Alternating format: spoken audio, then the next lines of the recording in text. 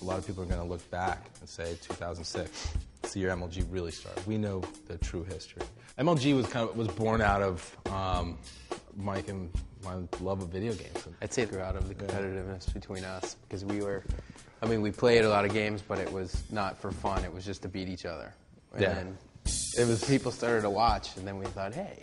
In an effort to get better, we found out that there were people out there who were amazing and played competitively. We were tracking these, this whole thing happening as kind of a cultural phenomenon, and I said, why don't we just run one of these tournaments and just see how it works? It was a nightmare.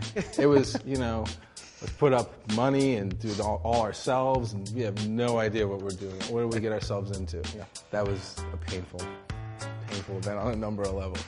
My parents came to this first nightmarish competition that we had, and I think they stayed for about 10 minutes and they ran away fast. You couldn't just jump in like a couple of Jewish mo's off the street and pretend like you could tell these guys how to do their sport. There were some normal rules already set up and that had grown organically. We learned that the hard way by screwing it up the first time so badly. What we did to react to it was go out and find all of the best kind of grassroots level people who were running these great tournaments, who these guys trusted, and brought them in. And then we really developed a community. Because the audience is out there. They've just never been connected to it in a way that's authentic. If people are as enthusiastic about something enough to the point that you're getting on a plane to go compete against somebody else because you hear they're the best, that's a sport. The guys who are now the champions of Major League Gaming were at one time, 3 years ago, younger kids who were the very early pioneers of this sport. And they weren't making big bucks back then. They were losing more money than they were making in prize money just by going to the early pro circuit events.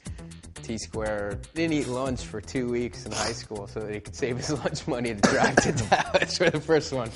All the Final Boss guys, T-Square, they stuck with it, and they deserve everything that they're getting right now. There were some guys that were there before them too, who didn't stick it out with the circuit, but who were the guys that Walshy and T-Squared and the Ogres really looked up to. A Dark Man. Get him! Strange Purple, Clockwork. These are the guys who came up with the original strategies.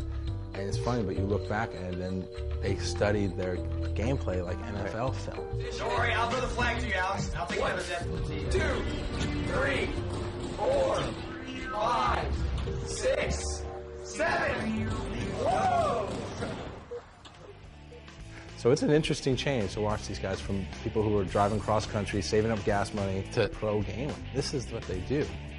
And we owe them to make sure that we give them a good time at the very least, and I think we do that. But they pay us back because every event we get we just get people coming up to us saying thank you, and that's a great thing. And that's the community. They're part of our family too. This is our dream coming true, but it's also theirs. So every step that we take, we're tied to that. This is what it's about. It's about the fact that no matter what the first event looked like, no matter how it worked, no matter how it ran, you can come so far in such a short period of time if you listen, if you pay attention to what needs to happen, and then to see those players respond to it was amazing.